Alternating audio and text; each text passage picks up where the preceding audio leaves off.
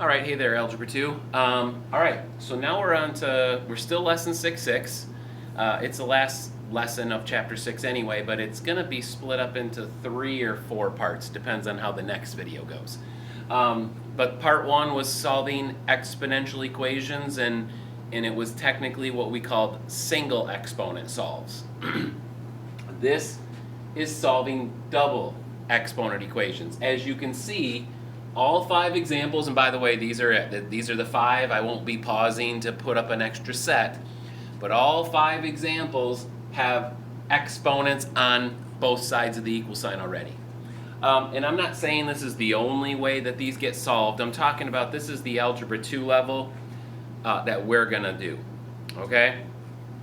So, as per my usual, the first couple examples are going to be the easiest. The next one gets a little more challenging. The next one a little more, and concluding with maybe what I consider the most challenging to pull off. That's always dependent on the person, but that was kind of my goal and kind of increasing level of difficulty.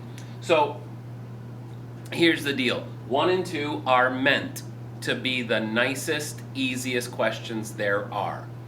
And here's what I mean by that.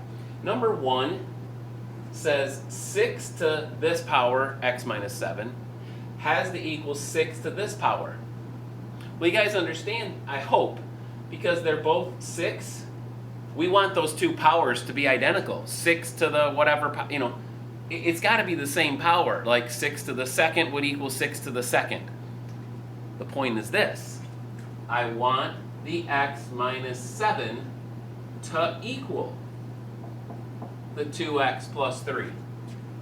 I need those 2 pieces to be identical, so I'm going to set them equal to each other and I'm going to solve. Now listen, that's the basis of these problems. We want the we want the base to be the same. Base 6, base 6. Base E, base E. See, don't get yourself all wound up when you're like, oh, that's an E problem. I don't like those E problems. They both say E, so it's not, that's a complete, overreaction if you're worried about that. But then the next question, base 9, base 81. We got to talk about how to fix that. Okay? So this one is as straightforward as this, meaning that's an Algebra 1 level solve right there to solve x minus 7 equal to 2x minus 3, or 2x plus 3. Number 1, I get the variable on the right, on the same side of the problem, so you would see me subtract x from both sides. That cancels, that's a negative 7. Please watch the sign. This means 2x minus 1x, which is 1x, plus 3. Subtract 3 from both sides. Negative 7 minus 3 is negative 10, equals x, that's out. There we go, x equals 10. And by the way, x equals negative 10. And if you were to plug that in there, negative 10 minus 7 is negative 17.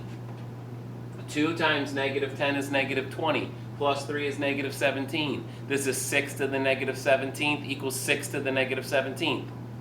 That's what we want. That x value makes the 2 exponents identical because the bases are already identical. Once again, number 2, please don't be bothered by the fact that this, is an E question.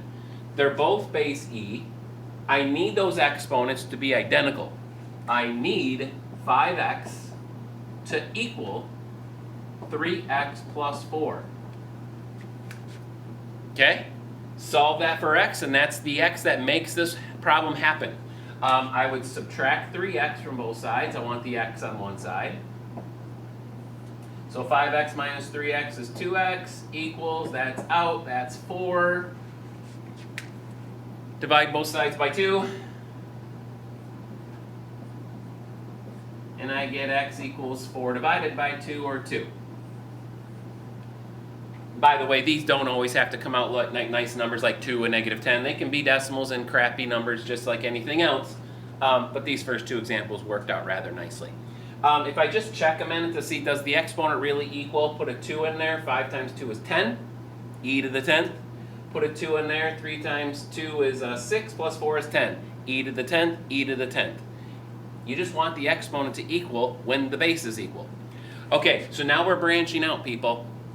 Number 3, the two exponents don't match. Excuse me. The two bases don't match. You need them to match. So this is where you got to use, a little intuition. And this is a hard thing to talk about and teach, because it's like, I hope you can just see this and realize where I'm getting at. So here's what I will do. I'll take the smaller of the two numbers, which is 9. Okay, obviously 9 is smaller than 81. And I'm going to ask myself, can I use the number 9 with an exponent? You need to listen to this area very carefully and maybe re-listen to it. Can I use the number 9 and a whole number exponent and get 81? And I hope you're kind of sitting there on the other side of the computer screen saying, yes, 9 to the second power. 9 squared is 81. So watch. So first step is not actually solving. I have to get the problem ready for solving. I'm going to leave this side as 9 to the 3x minus 5 power. I'm going to write this 81 as 9 squared. See, 9 squared is still 81. And then the 3x plus 2 is out there. So you see, that's what you're going to want to do. And you might be looking ahead at the next two examples saying, we'll get to those. Don't get ahead of me. Let's make sure we finish this and finish it right. You want to get the bases the same. And again, I'm not saying that every problem that looks this way is going to work out this way. I'm saying at this Algebra 2 level, that's what we're concentrating on. We can get to more challenging problems in a later, like I'm talking pre-calculus, calculus, where the bases aren't the same and they're not able to be converted easily. So that's a whole different ballgame. I'm talking about ones that can be converted. Now the issue is here. When you have a power raised to a power, you must multiply. We talked about that a couple of lessons ago when we were talking about the properties of logarithms and the properties of exponents. So once again, we're just leaving this 9 to the 3x minus 5 thing alone. Power to a power must be multiplied. And you guys, this is distributive property. So this is 9 to the, 2 times 3x is 6x. And 2 times the 2 is 4. So you guys, that was all setup work to be able to solve it. Now that I've got base 9, I need these two exponents to be identical. I need 3x minus 5 to equal 6x plus 4. Because they are both 9s now. As I've done in the previous two examples, I'm going to get the x's on one side. So I will, in this case, subtract 3x. I always move the smaller of the two x's if you didn't notice that. That's out. Negative 5 is in. 6x minus 3x is 3x plus 4. Okay, subtract 4. Negative 5 minus 4 is negative 9. 3x drops, that's out. Divide both sides by 3. And we get x equals negative 9 divided by 3, or negative 3.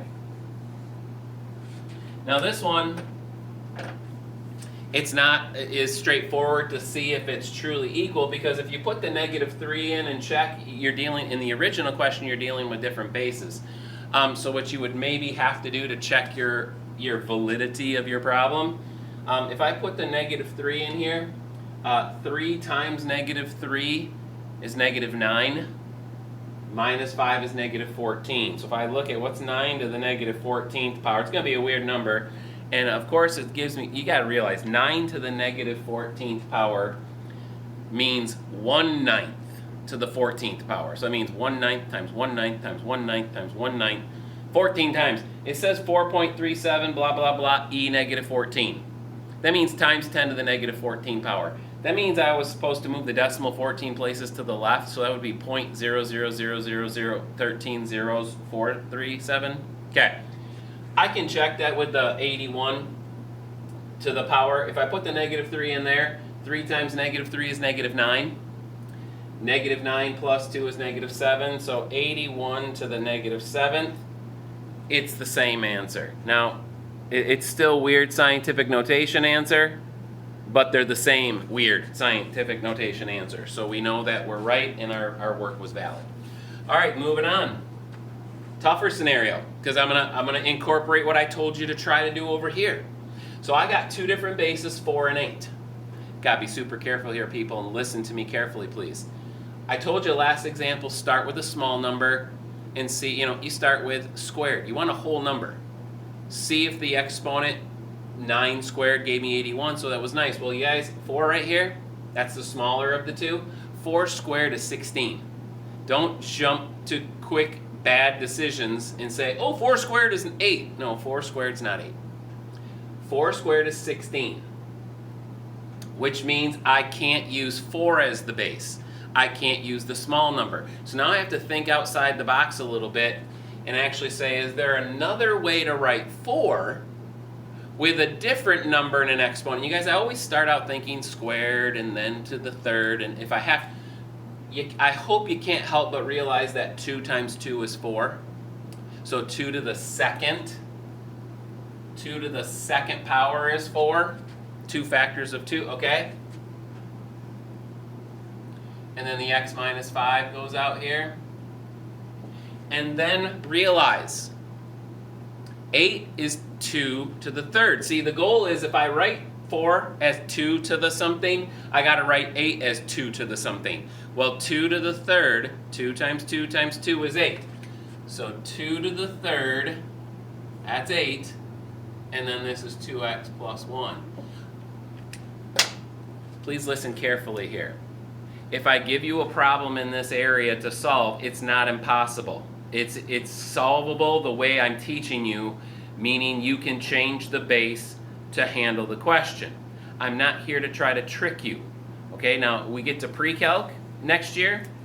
We might talk about being trickier there, about being more challenging. We're just learning this right now, so I'm telling you, don't try to go to the, oh, this one's not possible. It's possible. Every problem that's on this board is possible. Every problem that's going to be in your assignment is possible. We got to find it. Okay, so now we got 2 situations of power to a power. We got to multiply, hence distribute. So you guys, this one will be 2 to the. 2 times x is 2x. 2 times minus 5 is minus 10. Equals 2 to the.